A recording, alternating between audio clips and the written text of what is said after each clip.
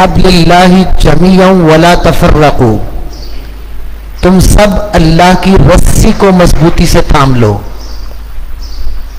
جس طرح کوئی آدمی کسی گہری کھائی میں گر جائے تو اس کے لیے ایک رسی پھینکی جاتی ہے تاکہ وہ اس کو پکڑ کے اوپر چڑھ کے بچا لے، تو اللہ کی رسی وحی کی رسی ہے جو شیطان کی ہر راہ سے بچا کے انسان کو ہدایت کی راہ پہ لے کے آتی ہے اور انسان کو گھڑوں سے نکال کر انسان کو محفوظ بھی کرتی ہے اور اللہ ذوالجلال والاکرام کے قریب بھی کرتی ہے۔ وَاعْتَصِمُوا بِحَبْلِ اللَّهِ جَمِيعًا، جب اس رسی کو مضبوطی سے پکڑنا ہے تو فرقہ بندی میں مبتلا نہیں ہونا۔ وَلَا تَفَرَّقُوا، فرقے اور گروہ اللہ کو پسند نہیں ہے، اور جو شخص بھی اپنی اصل کو، قرآن و سنت کو، سیدھی راہ کو چھوڑ کے اور راہوں پہ چلے گا وہی فرقوں کے اندر مبتلا ہو جائے گا۔ اور اللہ ذوالجلال والاکرام نے دوسرے مقام پر اپنے پیغمبر کی کلام نقل کرتے ہوئے یہ بات کہی، وَأَنَّ هَذَا صِرَاطِي مُسْتَقِيمًا فَاتَّبِعُوهُ، کہ یہ میرا سیدھا راہ ہے، اس کے پیچھے چلو، اس راہ پہ چلو۔ وَلَا تَتَّبِعُوا السُّبُلَ، اس کے علاوہ اور راستوں پہ نہ چلو، اگر ان راستوں پہ چلو گے تو یہ چھوٹے چھوٹے غلط راستے تمہیں صراط مستقیم سے ہٹا دیں گے۔ ذالکم وصاکم بھی، تمہیں اللہ نے اس بات کا تاکیدی حکم دیا ہے، خصوصی تاکید کی ہے۔ تو قرآن مجید کی یہ دو آیات میں نے تمہید میں آپ کے سامنے رکھی ہے۔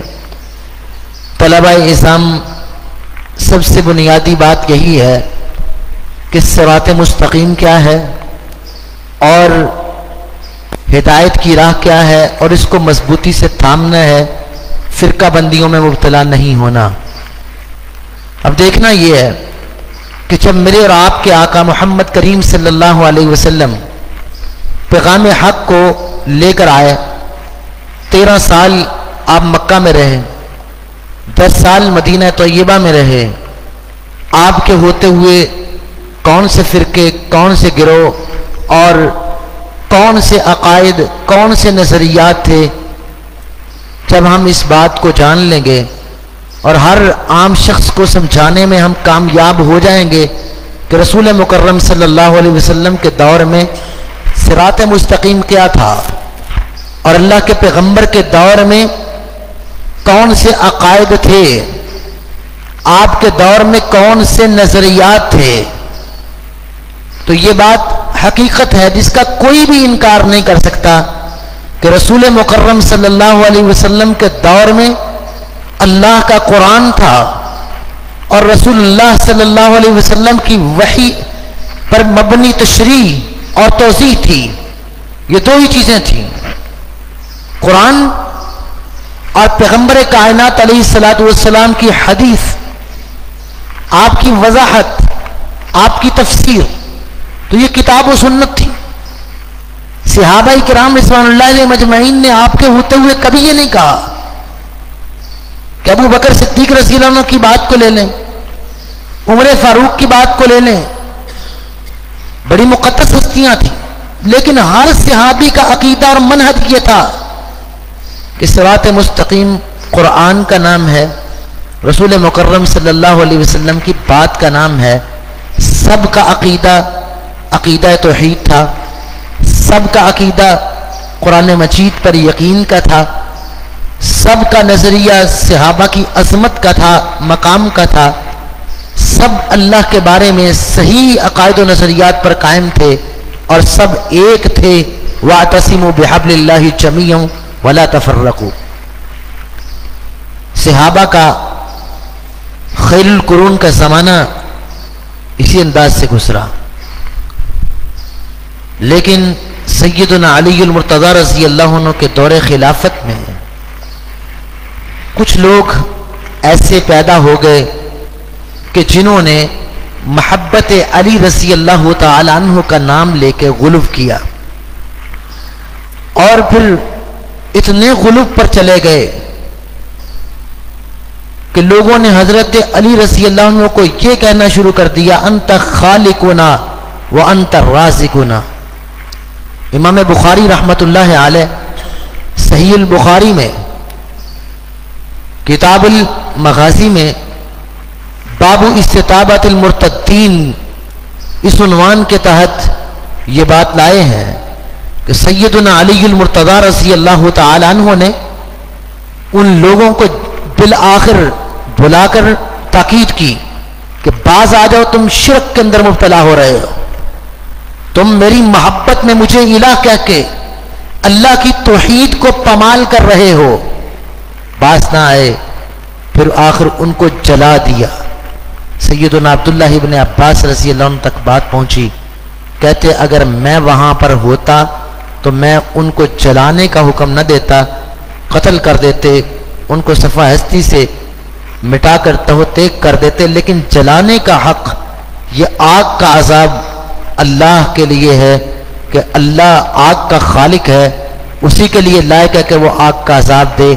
لیکن اس حدیث سے یہ بات ہمارے سامنے آتی ہے کہ سیدنا علی المرتضی رضی اللہ عنہ کے بارے میں غلو کر کے ان کے دور خلافت میں ہی کچھ لوگ سیدھی راہ سے ہٹ گئے تھے،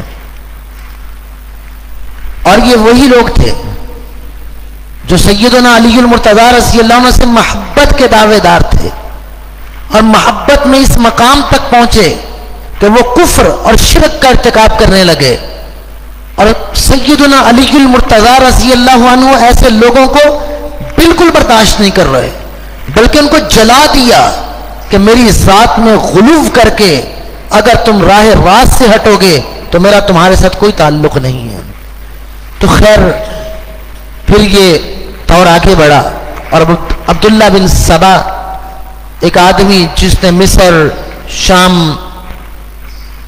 کوفہ، بصرہ، کرت و نوا کے عراق کے علاقے، یہاں پر وہ فتنہ برپا کیا کہ آل رسول کی محبت میں حدیثیں گھڑ کے، جھوٹی باتیں بنا کے، غلط عقائد اور نظریات، شرکیہ اور کفری عقائد پھیلا کے امت کے اندر شیعان علی کا ایک گروہ کھڑا کیا، اور یوں فرقے وجود میں آتے چلے گئے، حتیٰ کہ شیعہ حضرات کے بھی کئی فرقے بن گئے۔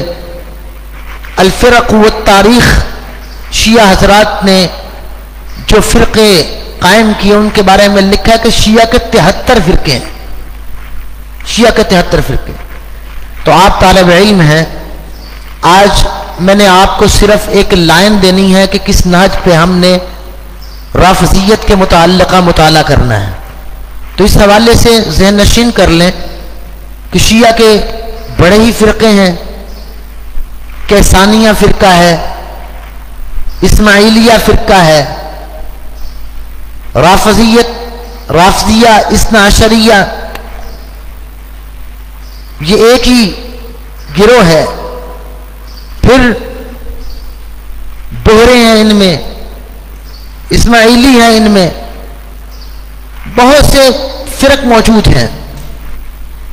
تو خیر کچھ ایسے بھی گروہ تھے کہ جو حضرت علی رضی اللہ تعالیٰ عنہ پر وحی اور نبوت کے بھی قائل تھے کہ ان پر وحی آتی ہے، جن میں الغرابیہ ایک فرقہ تھا جو کہتا تھا کہ حضرت علی رضی اللہ عنہ پر وحی آنی تھی، بھول کر جبریل محمد صلی اللہ علیہ وسلم پر لے گیا۔ یہ فرقہ اثنا عشریہ نہیں، جو ہمارے ہاں عام رافضی ہیں ان کا نہیں، بلکہ ایک الغرابیہ فرقہ تھا، ان کا یہ عقیدہ اور نظریہ تھا۔ تو بہر صورت ہم اپنے ماحول کے مطابق ہمارے ہاں جو زیادہ فرقہ موجود ہے وہ اثنا عشریہ ہے، جن کو جعفریہ بھی کہتے ہیں، رافضہ بھی کہتے ہیں، شیعہ بھی کہتے ہیں۔ تو ان کے عقائد و نظریات کا ایک ہم تجزیاتی اشارتاً ایک مطالعہ کرتے ہوئے باتیں دیکھتے ہیں کہ ان کے عقائد و نظریات کیا ہیں۔ ان کو اثنا عشریہ کیوں کہا جاتا ہے کہ یہ 12 اماموں کی امامت کے قائل ہیں، اور ان کو جعفریہ اس لیے کہا جاتا ہے کہ ان کے مزعوم چھٹے امام جعفر صادق رحمت اللہ علیہ ہیں اور یہ فقہ میں ان کی باتوں کا اعتبار کرتے ہیں، اور شیعہ کتب میں زیادہ فقہی باتیں انہی کی موجود ہیں، اس لیے ان کی فقہ کی طرف منسوب ہونے کی وجہ سے ان کو جعفریہ کہا جاتا ہے۔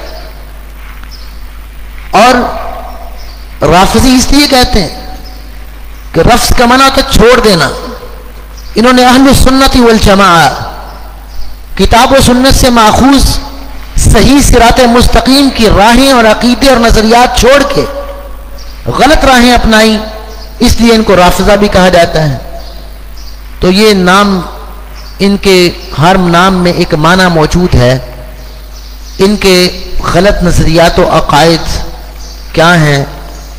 بہت سی باتیں، لیکن ہم اشارتاً تو 5-6 عقائد کی طرف نظر دوڑاتے ہوئے ایک راہ لیں گے کہ ہم نے آئندہ ایام زندگی میں بڑی گہرائی کے ساتھ، دلائل کے مقارنہ کے ساتھ ہم نے ان کے عقائد و نظریات کا مطالعہ کرنا ہے۔ میں صرف آپ کے سامنے اشارتاً کچھ باتیں عرض کرنے کی کوشش کروں گا۔ سب سے پہلی بنیادی بات جس کی وجہ سے یہ لوگ گمراہ ہیں، صراط مستقیم پہ نہیں ہے اور بدترین گمراہی اور بدترین غلو کا شکار ہیں، ان میں پہلی بات کہ یہ لوگ قرآن مجید جو ماخذ اصلی ہے اس کو ہی تسلیم کرنے کے لیے تیار نہیں کہ ہمارے ہاں ما بین الدفتین، 2 گتوں کے درمیان موجود منزل من اللہ علی قلب رسول اللہ قرآن حمید، کیا یہ وہی کلام ہے جو اللہ نے نازل کی، یا یہ قرآن تغیر اور تبدل کا شکار ہو کے یہ وہ قرآن نہیں؟ تو ان لوگوں کا نظریہ یہ ہے کہ یہ قرآن محرف ہے، تبدیل شدہ ہے، اور صحابہ نے نعوذ باللہ اس میں اپنی مرضی سے ایڈیشن کر دیے، اور یہ قرآن صحیح قرآن مجید نہیں بلکہ یہ تبدیل شدہ قرآن ہے۔ اس نظریے کو سب سے پہلے بیان کرنے کا مقصود یہ ہے کہ جس بنیاد پہ ہم نے کسی چیز کو پرکھنا ہے، جو ہمارے ایمان اسلام کی بنیاد ہے، جو وحی کا بنیادی ذخیرہ ہے، جب وہی ان کے ہاں ناقابل اعتبار ہو جائے گا تو دین کہاں سے لینا ہے؟ اور اس سے پہلے ایک بات اپنے ذہن نشین کر لیجیے، یہ ہمارا عقیدہ اور نظریہ ہے کہ جو شخص جانتے بوجھتے قرآن حکیم کی ایک بھی آیت کا منکر ہے، اس آدمی کا اسلام سالم نہیں ہے، وہ بندہ اسلام پہ نہیں ہے جو آدمی قرآن مجید کی ایک آیت کا بھی جانتے بوجھتے انکار کر دے۔ اور جو شخص 20 آیات کا انکار کر دے وہ آدمی یقیناً گمراہ آدمی ہے، وہ آدمی راہ راست پہ، صراط مستقیم پہ نہیں ہے۔ قرآن مجید اللہ کی کلام ہے، محفوظ کلام ہے۔ اللہ تعالیٰ قرآن مجید میں فرماتے ہیں لا یأتیہ الباطل من بین یدیہ ولا من خلفہ تنزیل من حکیم حمید۔ یہ قرآن اللہ کی وحی ہے، لا یأتیہ الباطل، اس کو باطل نہیں آ سکتا، من بین یدیہ ولا من خلفہ، نہ اس کے سامنے سے نہ پیچھے سے، تنزیل من حکیم حمید، یہ اللہ کی طرف سے نازل کردہ ہے۔ انا نحن نزلنا الذکر وانا لہ لحافظون، ہم نے اس شریعت کو نازل کیا ہے، ذکر میں قرآن بھی ہے، ذکر میں حدیث بھی ہے۔ وانزلنا الیک الذکر لتبین للناس ما نزل الیہم، اللہ نے ما نزل الیہم قرآن کی وضاحت کو بھی ذکر کہا ہے، جس کے ساتھ اللہ کے پیغمبر قرآن کی تفسیر کرتے ہیں۔ تو ذکر شریعت ہے، شریعت اللہ کی محفوظ ہے۔ یریدون لیطفئوا نور اللہ بافواہہم وَيَأْبَى اللَّهُ إِلَّا أَن يُتِمَّ نُورَهُ، وہ چاہتے ہیں کہ اللہ کی شریعت کو مٹائیں لیکن اللہ اپنے نور کو مکمل کر کے چھوڑے گا۔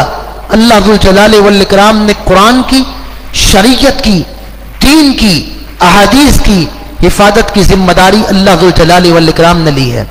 جب اللہ نے قرآن میں ذمہ داری لے کر یہ بات کہہ دی کہ لا یأتیہ الباطل من بین یدیہ ولا من خلفی، کہ باطل اس کو نہیں آ سکتا، تو یہ عقیدہ اہل اسلام کا ہے کہ قرآن کلام اللہ ہے، محفوظ ہے، اس میں کوئی تغیر و تبدل نہیں۔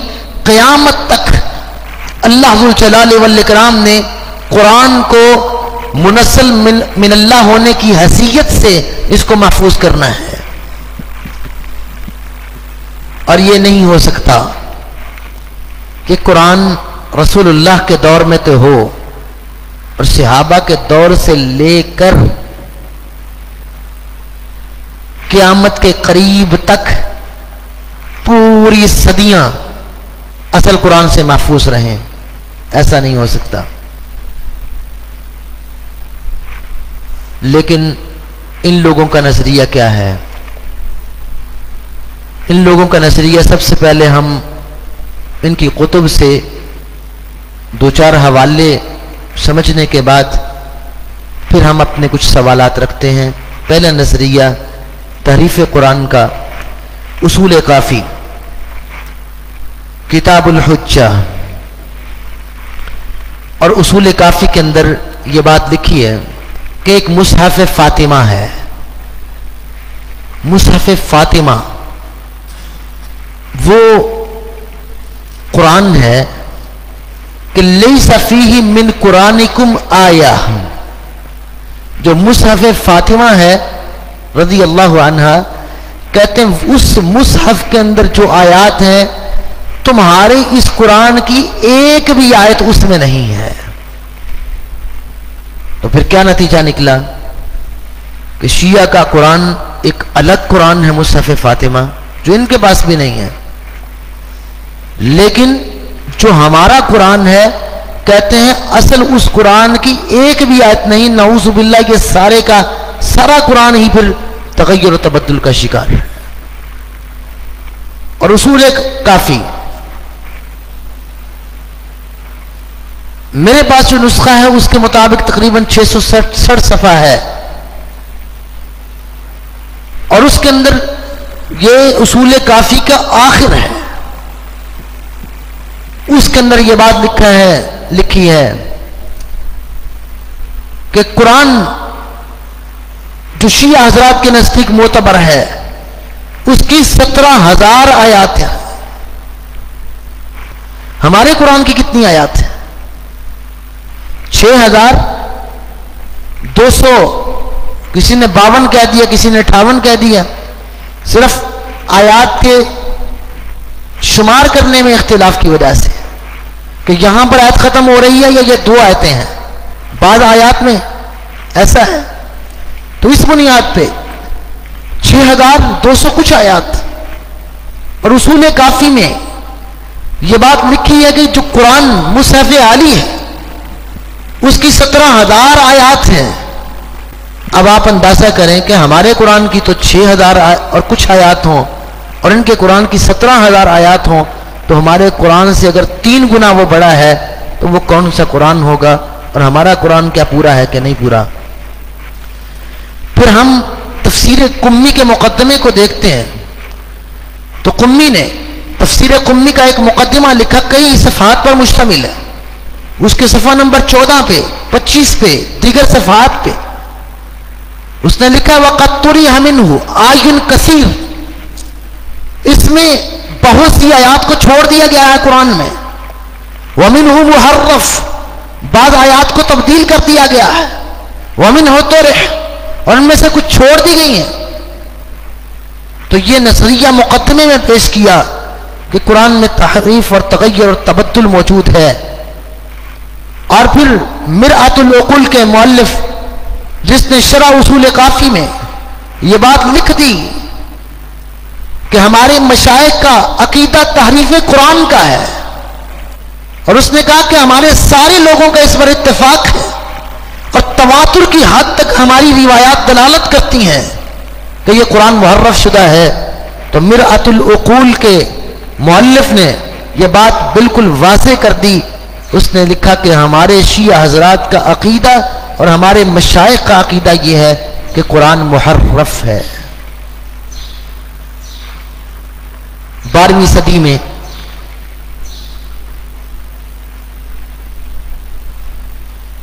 حسین نوری طبرسی ایک مؤلف ان کا گزرا ہے جن کا شیعہ حضرات کے ہاں بہت مقام ہے. اس نے کتاب لکھی فصل الخطاب، فصل الخطاب فی تحریف کلام رب الارباب، کہ اللہ کی کلام میں تحریف ہو چکی ہے.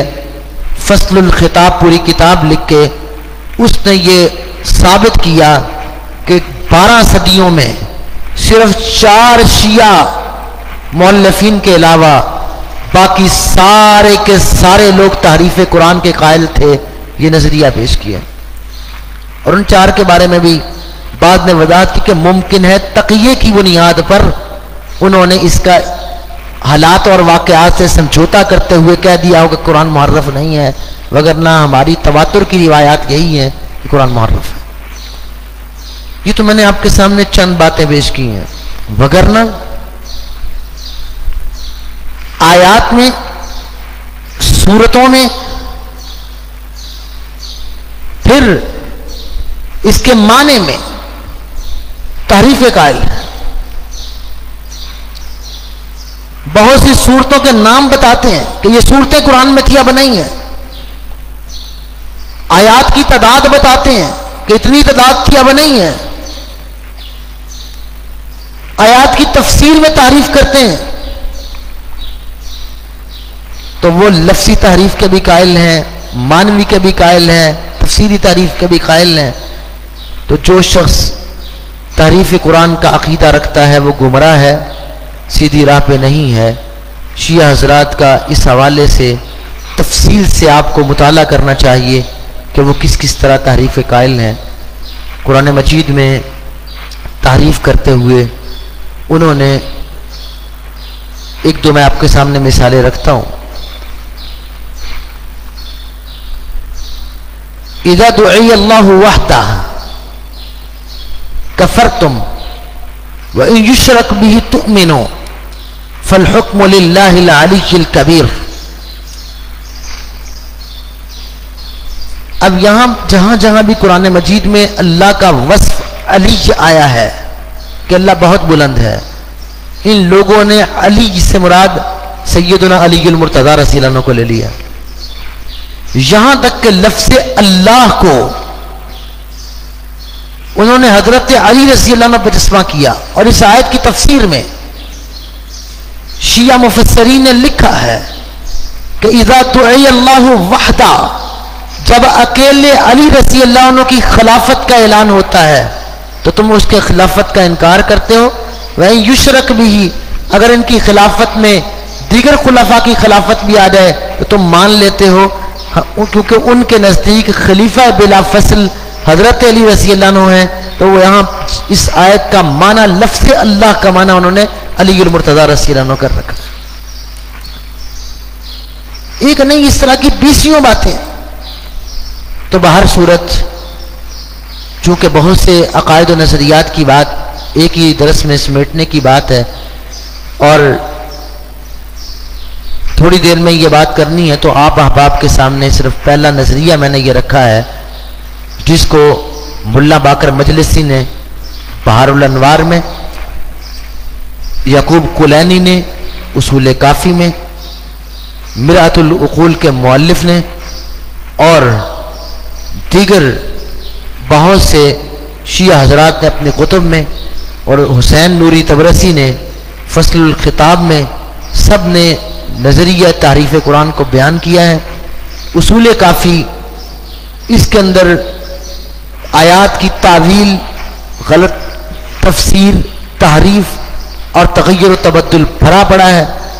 بہار الانوار میں آیات کے شرکیہ معنی کیے ہوئے ہیں اور آیات کی تحریف کا عقیدہ بالکل واضح طور پر لکھا ہے. یہ ساری باتیں ان حضرات نے لکھ رکھی ہیں، لیکن اس کے باوجود اللہ ذوالجلال والاکرام نے کچھ توق ان کے گلوں میں ڈال دیے ہیں. ایک طرف دعویٰ ہے کہ اصل قرآن سیدنا علی المرتضیٰ رضی اللہ عنہ نے جمع کیا اور وہ ابو بکر و عمر رضی اللہ عنہ کے پاس لے کے آئے، لیکن انہوں نے قبول نہ کیا. جھوٹا دعویٰ. پھر انہوں نے اپنے پاس رکھ لیا. پھر یہ ہر امام تک منتقل ہوتا رہا. بالآخر 12ویں امام تک چلا گیا. 12واں امام اس قرآن کو لے کے غار میں چلا گیا. اور یہ 3ری صدی کی بات ہے، اور 3ری صدی میں یہ غائب ہوا. غائب تو حضرت علی رضی اللہ عنہ کے دور میں اس سامنے نہیں تھا، غائب ہو گیا اور آج تک اس کا سراغ نہیں مل سکا.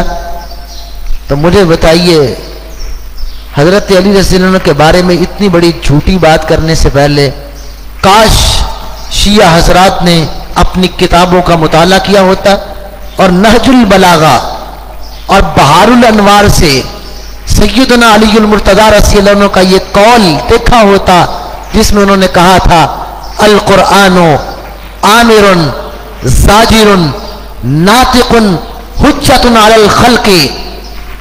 یہ بات نہج البلاغہ میں بھی موجود ہے اور بہار الانوار کے اندر بھی یہ بات لکھی ہوئی ہے کہ سیدنا علی المرتضیٰ رضی اللہ عنہ نے کہا القرآن آمر، قرآن حکم دینے والا ہے، زاجر ڈانٹ بھی اس میں موجود ہے، ناطق بات بھی کرتا ہے، اور حجت علی الخلق مخلوق پہ حجت اور دلیل بھی موجود ہے.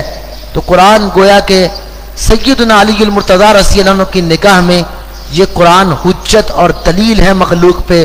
جو اس کو حجت نہیں مانتا، تحریف قرآن کا عقیدہ رکھتا ہے، وہ شخص گمراہی کی راہ پر ہے. اور یہ بات دیگر ائمہ سے بھی موجود ہے کہ جو بات کہ قرآن محرف نہیں ہے، قرآن من وعن محفوظ ہے. پھر ہمارا ایک سوال ہے ان لوگوں سے کہ سیدنا علی المرتضیٰ رضی اللہ تعالی عنہ نمازوں میں قرآن کون سا سنا کرتے تھے؟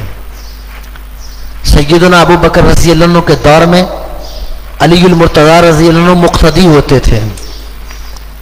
سیدنا عمر رضی اللہ عنہ کے دور میں مسجد نبوی کے مقتدیوں میں سیدنا علی المرتضیٰ رضی اللہ عنہ بھی شامل تھے.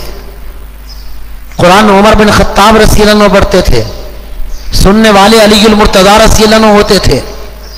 12 سال مسجد نبوی کے امام سیدنا عثمان غنی رضی اللہ عنہ رہے، قرآن علی المرتضیٰ رضی اللہ عنہ سنتے رہے. تو وہ کون سا قرآن سنا کرتے تھے؟ زندگی میں کبھی ایک مرتبہ بھی آ کر کہا ہو کہ یہ قرآن تبدیل شدہ ہے؟ کیا اس امت کی یہ خوبی کہ یأمرون بالمعروف وینہون عن المنکر، اور حضرت علی رضی اللہ عنہ جیسا جری اور بہادر شخص اور ان حضرات کے نزدیک قوت کا مالک کلابیں ملانے پہ آئیں تو زمین و آسمان کے اختیار بھی دے دیں، اور شان بیان کرنے پہ آئیں تو پوری کائنات کی قوت جمع کر دیں، قرآن کی حفاظت کی بات آئے تو سیدنا علی المرتضیٰ رضی اللہ عنہ کو نعوذ باللہ اتنا مشکل بنا دیں کہ اصل قرآن بھی موجود ہو اور لوگوں کے سامنے پیش نہ کر پائیں، اور قرآن تبدیل ہو جائے، ایک مرتبہ بات نہ کریں، اور پورا خاندان رسول کوئی ایک بھی ایسی صحیح بات اور دلیل موجود نہیں کہ انہوں نے زندگی میں قرآن پہ تان کیا ہو، بلکہ آل رسول صلی اللہ علیہ وسلم اسی قرآن کو برحق سمجھتے تھے. اگر کسی نے کوئی تحریف کا نظریہ اور اس کا ادنا اشارہ بھی کیا ہے تو 2 ٹوک الفاظ میں اس کا رد کر دیا تھا. وہ اس کے تحریف کے قائل نہیں، شان کے قائل تھے. پھر حضرت علی رضی اللہ عنہ کا دور آ گیا، خلافت 5 سال کی. تو اپنے دور خلافت میں سیدنا علی المرتضیٰ رضی اللہ عنہ نے دارالخلافہ کوفہ میں 5 سال تک امامت کے درجے پہ مرکزی مسجد میں، جامع مسجد میں جب امام تھے تو कौन सा कुरान पढ़ा करते थे। कोई एक शिया इस बात को साबित कर दे कि इस कुरान से हटकर उन्होंने कभी किसी कुरान की तिलावत की हो, नहीं साबित कर सकता। तो फिर कुरान कैसे मुहर्रफ हो गया? हज़रत अली रज़ी अल्लाह अन्हु इसी कुरान को बरहक समझते थे। फिर सीधी सी बात है कि दुनिया में फैसला कैसे होगा? हम कैसे फैसला करेंगे हमारा कुरान सच्चा है या तुम्हारी बात सच्ची है? हमेशा एक चीज होती है कि हम कहते हैं कि दो चीजें पड़ी हैं, आप कहते हैं ये असल है, मैं कहता हूं ये असल है। दोनों का तकाबुल करके देख लेंगे, जो असल होगी वो समझ आ जाएगी, जो गलत होगी वो भी समझ आ जाएगी। अगर आप एक चीज को पकड़ के कहेंगे ये गलत है, ये गलत है, ये गलत है, वे सही कौन सी है? उस सही सामने होगी तो देखकर कहेंगे ना दूसरी गलत है। किसी के पास असल मौजूद ही ना हो और जो चीज सबके पास मौजूद है उसके बारे में कहे नहीं ये मुहर्रफ है, ये गलत है, ये बदल चुका है, ये भी ऐसा है।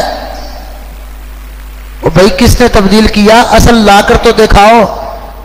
दुनिया में जब इनके पास असल जिसका दावा करते हैं वो गार में है, और फिर कैसे तकाबुल किया जाएगा, किसको देखा जाएगा कि असल क्या और बातिल क्या है? तो लिहाजा जब इनके पास असल की कोई दलील ही मौजूद नहीं है तो किसी और चीज के बारे में यह दावा करना कि यह तगय्युर व तबद्दुल का शिकार है, यह बिल्कुल गलत है। आखिरी बात इस हवाले से अर्ज करूंगा कि जब हमारी उमूमन किसी से भी बात होती है तो वो कहता है जी हम तो कुरान मजीद को मानते हैं, और जो शख्स कुरान का मुनकिर है वो काफिर है। ये बात शिया हज़रात भी आपसे कहेंगे, राफजी लोग भी आपसे यही बात कहेंगे कि कुरान हम मानते हैं, कुरान अल्लाह की कलाम है। कौन कहता हम कुरान के मुनकिर हैं? हम कुरान के मुनकिर नहीं हैं। भी ठीक है, तुम किस कुरान के मुनकिर नहीं हो? क्या ये कुरान जो हमारे पास दो गत्तों में मौजूद है, ये कुरान जो हम तिलावत करते हैं, ये मिन व अन बिल्कुल कलामुल्लाह जो असल नाज़िल हुआ था हजरत अली रज़ी अल्लाह अन्हु के पास था, मुसहफ़े फातिमा जिसको तुम कहते हो, क्या ये वही कुरान है? जब ये बात करें तो फिर उनके हाथ पांव फूलते हैं, क्योंकि वो तकिए के अंदाज में कहते हैं हम कुरान को मानते हैं। किस कुरान को? जो गार में है। हम कुरान के मुनकिर नहीं है। किस कुरान के? असली कुरान के। यही तो हमारा इख्तिलाफ है। उनसे बात ये करनी चाहिए, ये जो कुरान जिसको हम पढ़ते हैं, जिसको सैयदना अबू बकर सिद्दीक रज़ियल्लाहु अन्हु ने पढ़ा, जिसको उमर फारूक रज़ियल्लाहु अन्हु ने पढ़ा, जिसको उस्मान गनी रज़ियल्लाहु अन्हु ने पढ़ा, जिसको तमाम सहाबा ने पढ़ा, क्या वो कुरान और जो हमारे पास वही कुरान मौजूद है, उस कुरान को तुम असली सही तहरीफ से पाक कुरान मानते हो कि नहीं? जब ये बात करते हैं तो तकिए के अंदाज में बाज लोग फिर भी कह देते हैं कि हाँ हम मानते हैं, लेकिन अक्सर इनकारी हो जाते हैं। लेकिन तकिए की चादर उतारने के लिए और भी आगे बातें। ठीक है, तुम इस कुरान को मानते हो, हमारा तुम्हारा इत्तेफाक हो गया, लेकिन अभी एक बात बाकी है अकीदे की कि जो शख्स कुरान को तहरीफ शुदा माने उसको हुक्म क्या लगाते हो? सैयदना अली मुर्तज़ा रज़ियल्लाहु अन्हु के दौर से लेके आज तक जिसने कुरान की तहरीफ का दावा किया, नजरिया कायम किया है, तुम्हारा उनके बारे में क्या नजरिया है? हम उनको गुमराह भी समझते हैं। कुरान की आयात के मुनकिर का हुक्म कुफर का हुक्म है, लिहाजा वो दायरा इस्लाम में दाखिल नहीं होता। तुम्हारा क्या नजरिया है? जब ये बात आएगी तो कभी भी वो अपनी शख्सियतों पे हुक्म लगा के अपनी तमाम इमारत को गिराएंगे नहीं, बल्कि फिर आ जाएंगे दलाइल पेश करने की तरफ कि कुरान के अंदर ये भी तब्दीली है, कुरान में ये भी तब्दीली है। फिर कुरान की तारीफ के दलाइल ढूंढना शुरू कर देंगे। तो हजरात, ये बड़ा मुश्किल मरहला होता है कि जब इस्लाम का नाम लेने वाले फिर तकिए की चादर ओढ़ के मुख्तलिफ रंगों में कुरान और इस्लाम पे हमला करते हैं, तो हमारी जिम्मेदारी है कि हम अल्लाह की कलाम की पासदारी के लिए और इसकी हिफाजत जो अल्लाह ने कर रखी है, हम भी उसमें अपने अपनी बसात के मुताबिक इल्मी हिस्सा डालने के लिए ہم اس نظریے کو خوب سمجھیں. یہ ایک لائن ہے، کیسے کیسے وہ دلائل دیتے ہیں، کیا کیا وہ تحریفات کی بات کرتے ہیں، کن کن آیات کے بارے میں بات کی. ایک تفصیلی اور لمبی بات ہے، لیکن آپ الشیعہ والقرآن، علامہ احسان الہی ظہیر رحمۃ اللہ علیہ کی کتاب، اس کا مطالعہ کریں. شیعہ حضرات کی اپنی اصل کتابوں کی تفاسیر کا مطالعہ کریں. اور پھر جن لوگوں نے اس پر کام کیا ہے اور ان کے نظریات کو واضح کیا ہے، ہر زبان میں ان کتب کا مطالعہ کریں، تاکہ آپ کے سامنے ایک منہج واضح ہو کہ ہم نے کس نہج پہ اس غلط نظریے کی تردید کر کے راستے سے ہٹے ہوئے لوگوں کو ہدایت کا پیغام دینا ہے. اللہ ہمیں اس کی توفیق عطا فرمائے. حضرات، گمراہیوں میں سے پہلی بنیادی گمراہی آپ کے سامنے رکھی ہے کہ یہ رافضی لوگ تحریف قرآن کا عقیدہ اور نظریہ رکھتے ہیں. اشارات میں نے بات کی ہے، تفصیل اس کی بہت زیادہ ہے. دوسرا نظریہ امامت ہے. ان دو نظریوں کے بعد پھر توحید کی بات کروں گا اور صحابہ کی اور بدع کے عقیدے پر اپنی بات کو ختم کریں گے.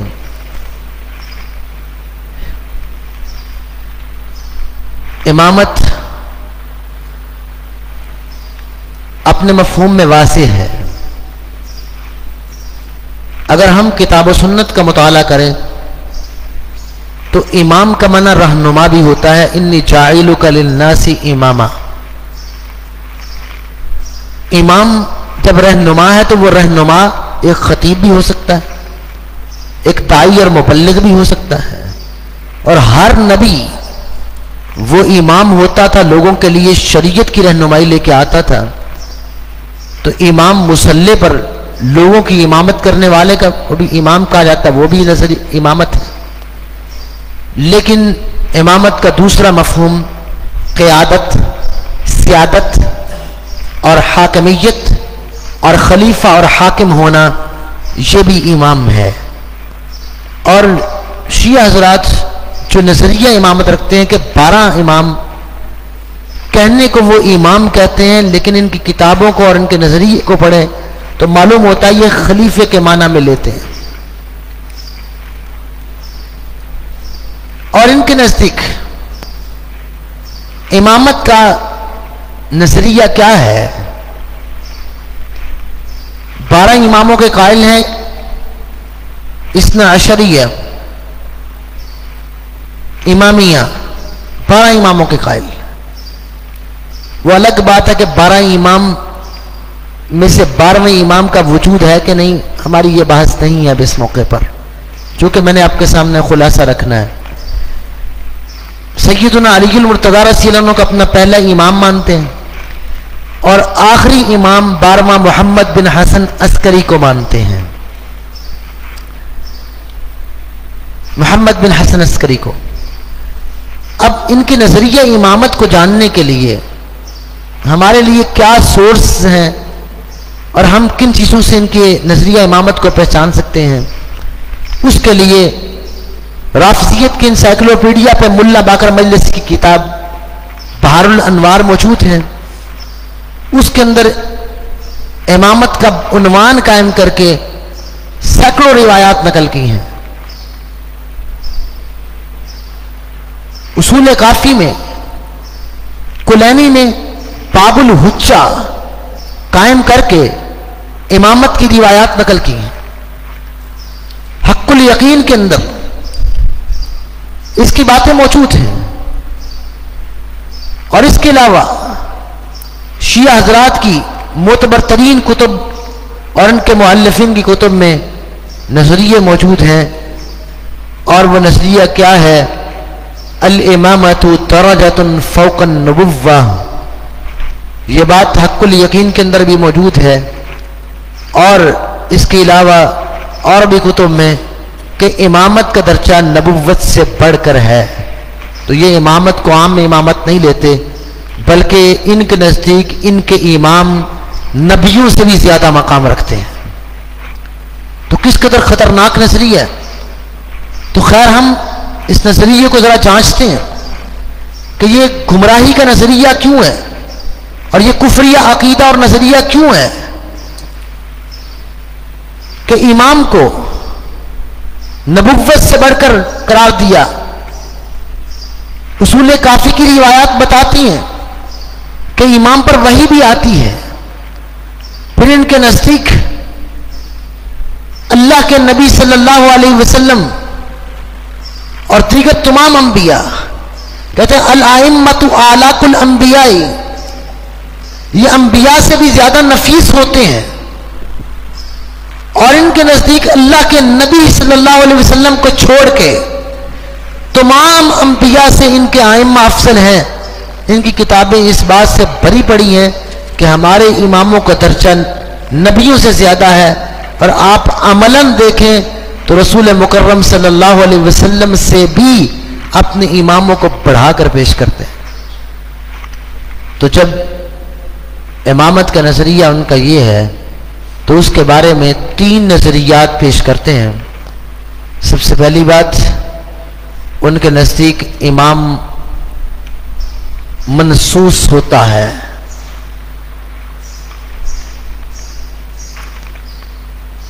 امام منسوس ہونے کا مطلب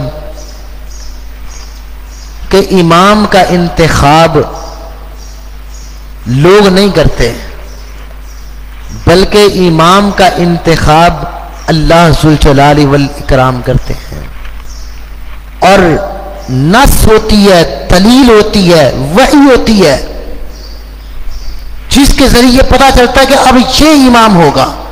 یہ لوگوں کا انتخاب نہیں، یہ اللہ کا انتخاب ہے۔ جس طرح نبیوں کا انتخاب اللہ کرتے ہیں، ان کے نزدیک امامت کا بھی انتخاب اللہ کی طرف سے ہوتا ہے۔ تو یہ نظریہ ہے کہ امام منسوس ہے۔ دوسری بات وہ کہتے ہیں امام معصوم ہوتا ہے۔ امام معصوم،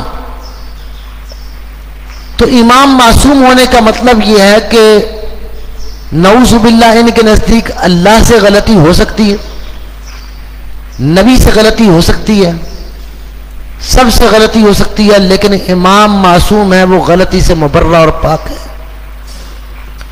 باقاعدہ اصول کافی پہ عنوانات کے ذریعے اور بہار الانوار میں عنوانات کے ذریعے امامت کے بارے میں یہ باب قائم کیے گئے ہیں کہ امام معصوم ہوتا ہے، جس سے کوئی غلطی سرزد نہیں ہوتی۔ پھر تیسرا نظریہ امامت کا صفات ہیں ان کی، کہ جب اماموں کی شان بیان کرنا چاہتے ہیں تو اللہ کے ساتھ شرک کا ارتکاب کرتے ہوئے اللہ کی صفات اپنے ائمہ میں مانتے ہیں، اور یہ صفات پھر شرک اور کفر تک پہنچانے والی اپنے ائمہ میں تسلیم کرتے ہیں، اور یوں پھر جب امامت کا نظریہ بنا لیتے ہیں تو پھر ایک جھگڑا شروع کرتے ہیں کہ خلیفہ بلا فصل کون ہے، اور وہ اسی وجہ سے کہتے ہیں کہ حضرت علی رضی اللہ عنہ منسوس خلیفہ ہیں، اللہ نے ان کو خلیفہ بنایا، یہ خلیفہ اول ہے۔ تو بہر صورت ان کی گمراہی کا دوسرا جو نظریہ امامت ہے۔ اب آئیے ہم اس کی گہرائیوں کی طرف تو نہیں جا سکتے، وگرنہ ایک ایک عنوان کہ امام منسوس ہوتا ہے تو کیا ہے، اس نظریے میں ان کی کتابوں سے دلائل کیا ہیں، پھر ہمارے قرآن سے یہ کون سی آیتیں پڑھ پڑھ کے امامت کی منسوس ہونے کی بات کرتے ہیں، پھر معصوم ہونے کے لیے کون سے دلائل لے کے آتے ہیں، کیا واقعی یہ معصوم ہے کہ نہیں، ان کے ائمہ نے کیا ان کے نظریے کی تردید کی ہے کہ نہیں، پھر جو یہ صفات اپنے ائمہ میں مانتے ہیں کیا ان صفات کا کوئی حامل ہو بھی سکتا ہے کہ نہیں، یہ ساری تفصیل ہے۔ اگر ہم اس پر بھی بات کریں تو 1 گھنٹہ چاہیے، لیکن آپ کو ایک لائن دے رہا ہوں کہ ان ساری چیزوں پر بات چیت کرنے کا ایک بہت ہی اہم آپ کا ایک منہج ہونا چاہیے، اور آپ کا ایک ٹارگٹ ہونا چاہیے کہ ہم نے اس عقیدہ امامت کو تفصیل سے پڑھنا ہے۔ اور میں سمجھتا ہوں کہ رافضیت کی سب سے بنیادی چیز عقیدہ امامت ہے، سب سے بنیادی چیز۔ یہ گروہوں میں بٹے ہی اس نظریے کی بنیاد پہ. تحریف قرآن سے لے کے بدعت تک کے سارے عقائد کی بنیاد ہی ان کے ائمہ ہیں. جب نظریہ جھوٹا کر لیا پھر اس کے ثبوت کے لیے ہیلے بہانے حجتیں سارے معاملات کیے. تو یہ سب سے بنیادی چیز. جب کہا جاتا ہے کہ واقعی امام منصوص ہوتا ہے تو دلیل کیا ہے؟ تو نص امامت پہ میں ان کی سب سے قوی ایک قرآن سے دلیل پیش کروں گا، ایک قرآن مجید کی جو ہے وہ متعلقہ پیش کی جانے والی ایک اور آیت اور ایک حدیث. 3 باتیں صرف عرض کرتا ہوں آپ کے سامنے. وہ کہتے ہیں انما ولیکم اللہ ورسولہ والذین آمنوا الذین یقیمون الصلاۃ ویؤتون الزکاۃ وہم راکعون.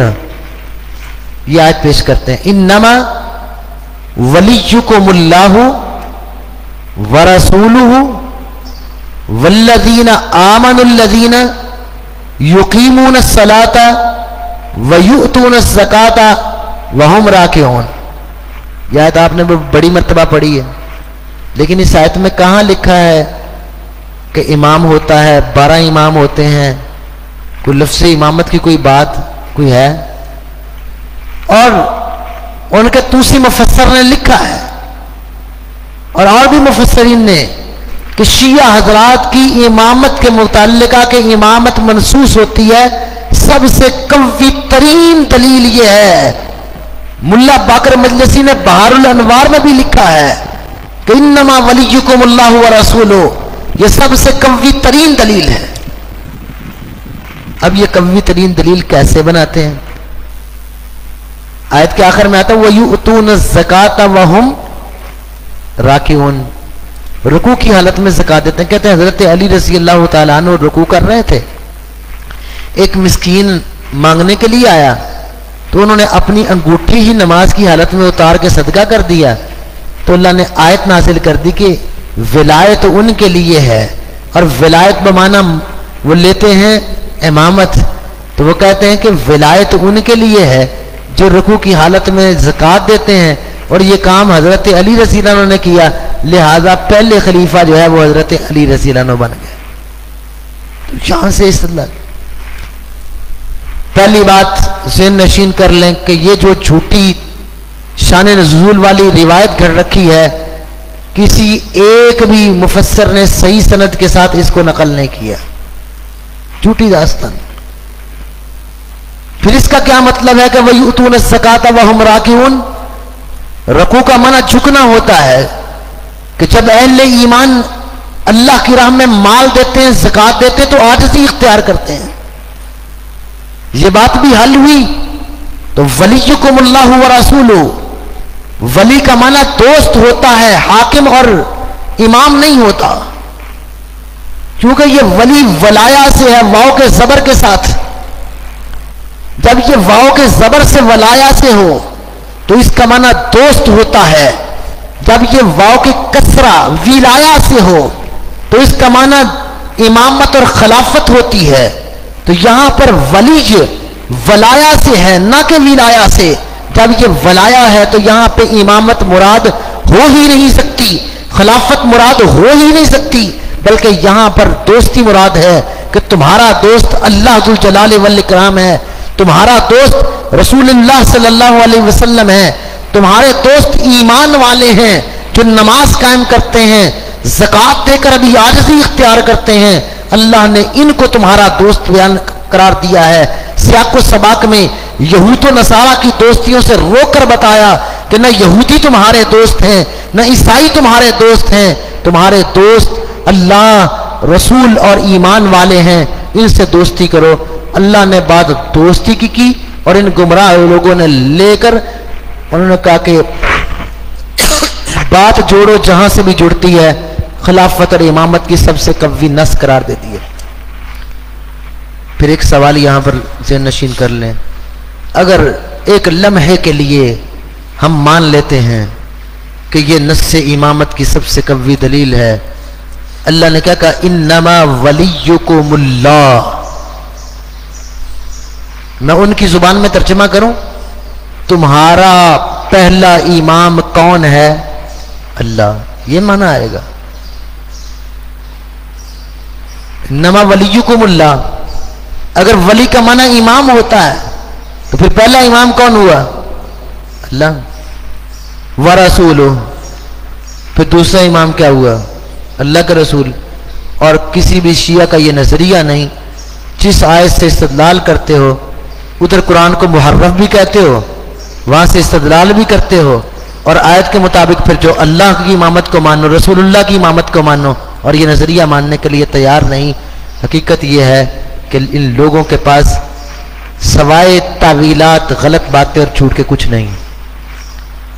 انی جاعلک للناس اماما، کہتے اللہ نے آدم علیہ السلام سے کہا میں تجھے امام بناؤں گا، اور پھر اللہ تعالیٰ نے ابراہیم علیہ السلام کو امامت عطا فرمائی، تو وہ امامت کہاں امامت نبوت اور کہاں ان کی جھوٹی امامتیں، اور جس کے بارے میں یہ نظریے رکھ رکھے ہیں کہ وہ خدائی اختیارات کے مالک ہیں، کوئی میل جول نہیں۔ میں تفصیل پہ نہیں جانا چاہتا۔ من کنت مولاہ فعلی مولا، اس سے امامت کو ثابت کرتے ہیں۔ اس کی تفصیل ہمارے شیخ ارشاد الحق قصری حفظہ اللہ تعالی، ان کی اس کتاب کا مطالعہ کریں، خطبہ غدیر خم، خطبہ غدیر خم، اور اس کی حقیقت کے حوالے سے پوری کتاب ہے، ملتی ہے، پڑھیں۔ آپ کو ان کے نظریہ امامت اور اس کے استدلال اور اس کے صحیح معنی مفہوم پہ پوری رسائی حاصل ہو جائے گی۔ تو میں آپ کی طرف اشارہ ہی بس کر دیا ہے۔ اور پھر یہ اللہ کی صفات اصول کافی میں لکھا ہے کہ امام ما کانا و ما یکون کا علم رکھتا ہے۔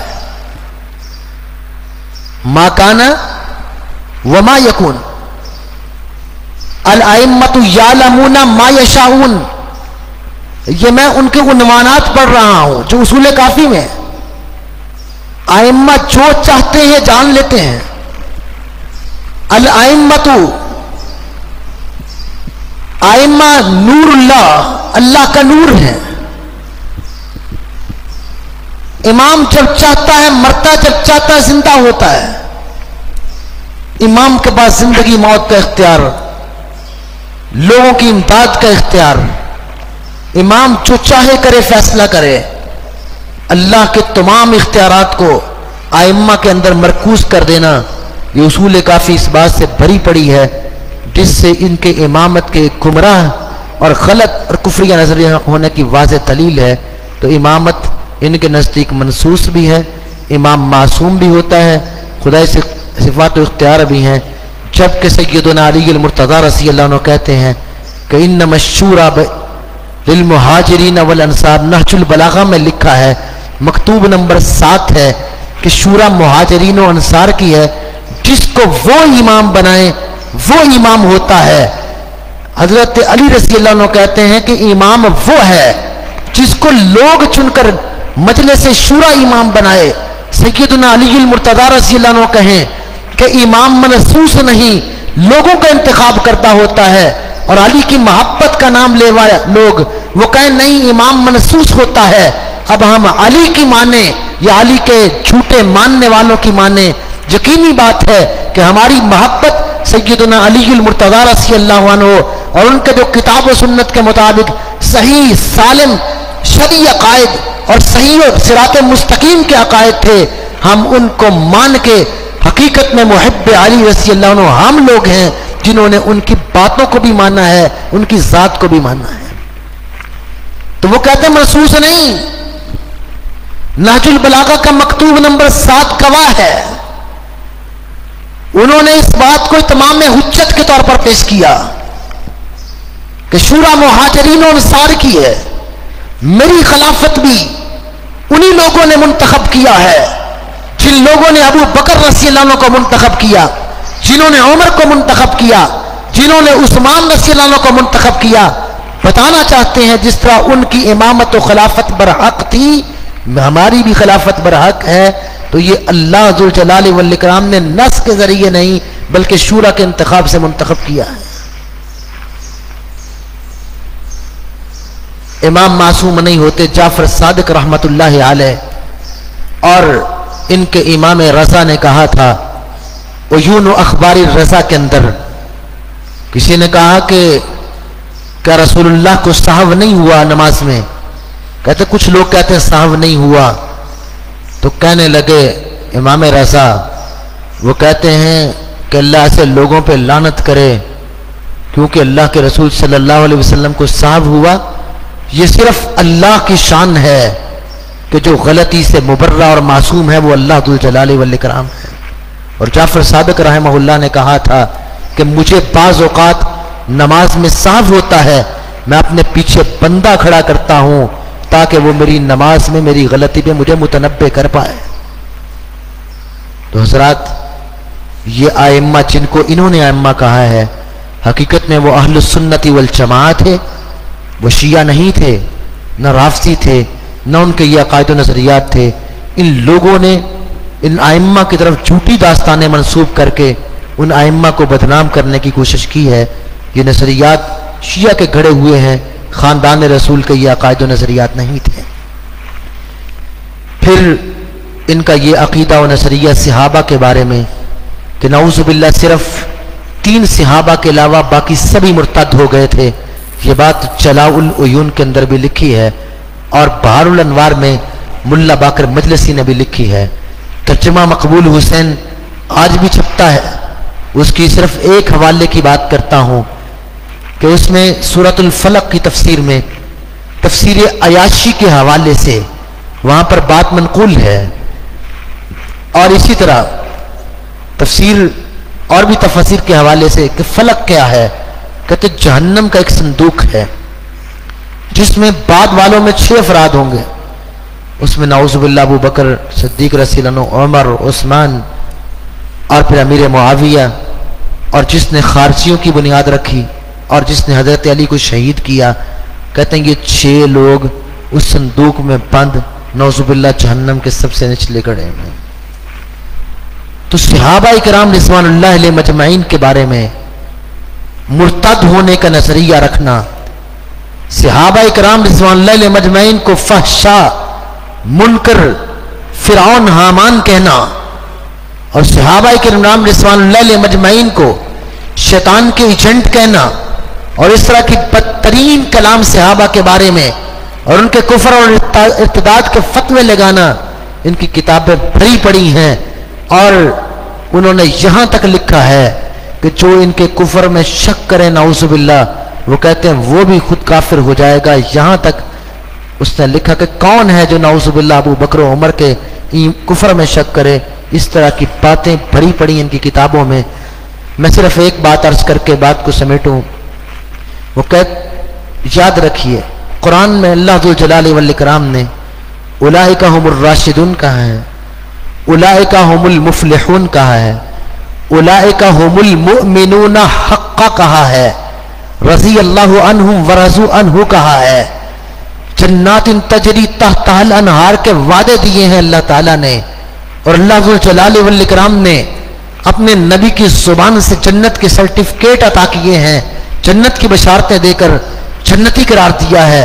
اور اللہ ذوالجلال والاکرام نے پیغمبر کے ساتھ کی نویتیں سنائی ہیں. تب ساری باتیں موجود ہیں.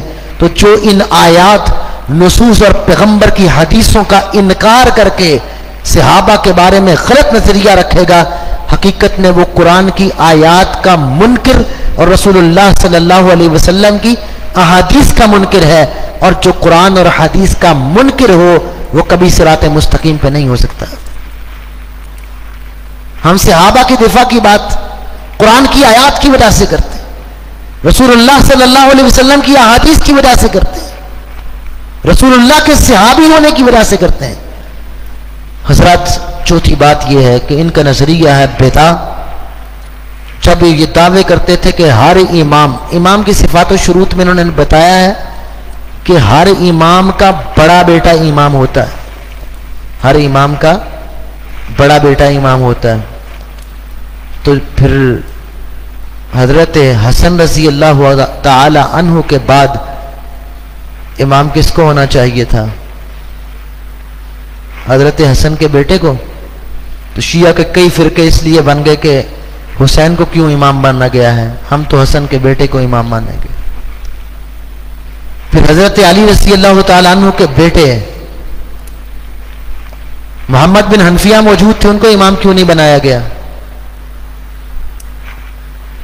چلیں جی، فاطمی اولاد سے امام ہونا تھا تو حضرت حسن رضی اللہ عنہ نے اپنی زندگی میں سیدنا حسین رضی اللہ عنہ سے کہا تھا، جب منبر پہ ایک شخص کو بٹھا کر اس کے ہاتھ پر بیعت کر کے کہا تھا، یا حسین قم فبایع فإنہ امامی، اس کی بیعت کر، یہ میرا امام ہے۔ حضرت حسن رضی اللہ عنہ نے زندگی میں کس کو امام بنا لیا تھا؟ حضرت امیر معاویہ رضی اللہ عنہ کو۔ سیدنا حسین رضی اللہ عنہ نے 20 سال تک امیر معاویہ کو اپنا امام مانا، تو کہاں گئی امامت؟ امام کے بعد بڑا بیٹا، جب یہ اس طرح کے اعتراضات اٹھے کہ محمد باقر کا بڑا بیٹا فوت ہو گیا، تو پھر جو نا وہ امامت جعفر صادق کی طرف آ گئی۔ پھر موسیٰ کاظم اور مختلف جگہ پر جب یہ نظریات کے اختلاف ہوئے اور نصوص اپنا نظریہ ٹوٹتا ہوا دیکھا، تو کہتے ہیں اصل بات تو یہی تھی کہ پہلے اللہ کا فیصلہ یہی تھا کہ فلاں امام ہونا ہے، لیکن اب اللہ کو بدا ہوا، اللہ کو پہلے پتا نہیں تھا، اب نعوذ باللہ پتا چلا ہے، تو لہذا اللہ کو صاف ہو گیا ہے یا بدا ہو گیا ہے؟ یعنی ہمارے امام نے جو کہا وہ صحیح تھا، اور نعوذ باللہ اللہ کو بدا ہوا، اللہ کو پہلے پتا نہیں تھا، اب پیدا ہوا۔ جبکہ اللہ ذو الجلال والاکرام فرماتے ہیں، قُلْ لَا يَعْلَمُ مَنْ فِي السَّمَاوَاتِ وَالْأَرْضِ الْغَيْبَ إِلَّا اللَّهُ، ہر قسم کے غیب کو جاننے والا اللہ ذو الجلال والاکرام ہے، اور اللہ ذو الجلال والاکرام سے کوئی چیز پوشیدہ نہیں ہے۔ کائنات کا رب جب ہر چیز کو، ہر غیب کو جاننے والا ہے، تو اللہ ذو الجلال والاکرام کے بارے میں یہ گندا ترین نظریہ کھڑ کے کہ اللہ کو نعوذ باللہ پہلے پتا نہیں، اللہ کے سامنے اب یہ ظاہر ہوا، جس نے تقدیر زمین آسمان بنانے سے پہلے لکھ دی تھی، جو اللہ ذو الجلال والاکرام کائنات کی ہر چیز کو بیانتا ہے، کوئی ایک چیز بھی اس سے چھپی ہوئی نہیں ہے، اس کے بارے میں یہ بدع کا نظریہ بیان کر دیا، اور یہ اللہ کے بارے میں کفریہ نظریہ ہے۔ اور پھر اللہ کے ساتھ شرک کا ارتکاب ہوئے، کہنے لگے ان اللہ لا یغفر ان یشرک بہ ویغفر ما دون ذلک لمن یشاء۔ اب یہ کتنی واضح آیت ہے، تو اب اس کی تفسیر میں شیعہ مفسرین نے لکھا ہے کہ یہاں شرک سے مراد امامت علی میں شرک ہے، جو آدمی حضرت علی کی خلافت میں کسی اور کو شریک ٹھہرائے گا، تینوں خلفاء کی خلافت کو مانے گا، اللہ اس کو معاف نہیں کرے گا، باقی ہر ایک کو معاف کر دے گا۔ تو اللہ کے نام پر جو آیات ہیں وہاں پر علی کا نام لیا، تو اللہ ذو الجلال والاکرام کی توہین کا ارتکاب کرنے کی وجہ سے یہ لوگ گمراہ ہیں۔ پھر متع کا نظریہ موجود ہے، پھر ان کے اندر ماتم کے غلط رسوم موجود ہیں، بہت سی اور باتیں، اور پھر فقہ کے اندر عجیب و غریب نظریات۔ تو یہ لوگ راہ راست سے ہٹے ہوئے، کتاب و سنت سے ہٹے ہوئے گمراہی کی راہ پر ہیں۔ اللہ ذو الجلال والاکرام ہم سب کو کتاب و سنت کے مطابق صحیح منہج پہ پڑھنے اور صحیح منہج پہ سیکھنے کی توفیق عطا فرمائے۔ ان اريد الا الاصلاح ما استطعت وما توفیقی الا باللہ، اس بات پر عمل کرتے ہوئے ہمیں اصلاح کے لیے پہلے ان لوگوں کے نظریات، ان کے پیش کردہ دلائل، ان کا رد اور ان کے ائمہ سے ہی ان کی تردید، اور پھر کتاب و سنت سے ان کی تردید کے حوالے سے خوب مطالعہ کرنا چاہیے، اور ان کی اصلاح کے لیے ہمیں اچھے طریقے سے ان کے ساتھ ٹیبل ٹاک کرنی چاہیے، بات چیت کرنی چاہیے، سمجھانا چاہیے۔ اور آخری گزارش بھی یہ ذہن نشین کر لیں کہ یہ لوگ جب بھی بات کریں گے، ظاہری بات ہے ان کے ساتھ ہم نے بات کرنی کہ دلائل کے ساتھ بات کریں۔ دلیل کیا ہوگی؟ ہمارے قرآن کو وہ ماننے کے لیے تیار نہیں، ان کی کتابوں کو ہم نہیں مانتے، تو بات فیصلہ کس پہ ہوگا؟ کوئی شیعہ اپنی کتاب لے کے آتا ہم نہیں مانتے، ہم قرآن پیش کریں وہ نہیں مانتے، تو پھر کس کو مانیں گے؟ دلیل کس کو بنائیں گے؟ تو سب سے پہلے یہ بات طے کرنی ہے ان سے کہ حجت اور دلیل کس نے ہونا ہے، ان کی کتابیں معتبر ہے کہ نہیں۔ ہمیں یہ بات ثابت کرنی ہے انہی حضرات سے کہ ان کی کتابیں معتبر نہیں ہیں، اور ان کی کتابوں میں اتنا تضاد ہے، اتنا تضاد، کوئی بھی مسئلہ اٹھا لیں، کوئی نظریہ اٹھا لیں، کوئی عقیدہ اٹھا لیں، آپس میں ہی ٹکراؤ موجود ہوگا۔ جہاں یہ کہیں گے تحریف قرآن ہے، وہاں ان کے لوگ کہیں گے نہیں قرآن برحق ہے۔ جہاں یہ صحابہ پہ کفر کے فتوے لگائیں گے، وہاں پر ان کے ائمہ صحابہ کا دفاع کریں گے۔ جہاں یہ امامت کے منسوس ہونے کا نظریہ رکھیں گے، ان کی کتابیں اس کی تردید کریں گی۔ جہاں یہ بدع کا عقیدہ بیان کریں گے، ان کی کتابیں ہی ان کی تردید کریں گی۔ جب ان کی کتابوں میں ہی تعارض موجود ہے تو پھر ان کی کتابیں معتبر نہیں۔ خود ان کے لوگوں نے کہا ہے کہ محمد نامی لوگوں نے جو یہ کتابیں 3 مرتب کی ہیں، ان کی اصول 4 ہیں، کیسے اعتماد کر سکتے ہیں؟ جب ان کے لوگوں کو اعتماد نہیں تو اعتماد پھر کس پہ کریں گے؟ تو ان کی کتابوں سے جو باتیں قرآن و سنت کے مطابق ہوں گی، ہم ان کو قُلْ فَأْتُوا بِالتَّوْرَاةِ فَاتْلُوهَا إِن كُنتُمْ صَادِقِينَ، جیسے اللہ تعالیٰ نے پیغمبر سے کہا تھا، پیغمبر ان کو کہہ دیں کہ لاؤ تورات کو پڑھو جو تمہارے ہاں معتبر ہے۔ ہم قرآن و سنت کے مطابق انہی کی کتابوں سے دلیل اپنے حق میں ان پر اتمام حجت کے لیے بس لیں گے، اور قرآن و سنت سے اپنے نظریات کو ثابت کرتے ہوئے ان کی تردید کریں گے۔ اللہ ذو الجلال والاکرام ہم سب کو حق کا دفاع کی توفیق عطا فرمائے۔ وآخر دعوانا الحمدللہ رب العالمین۔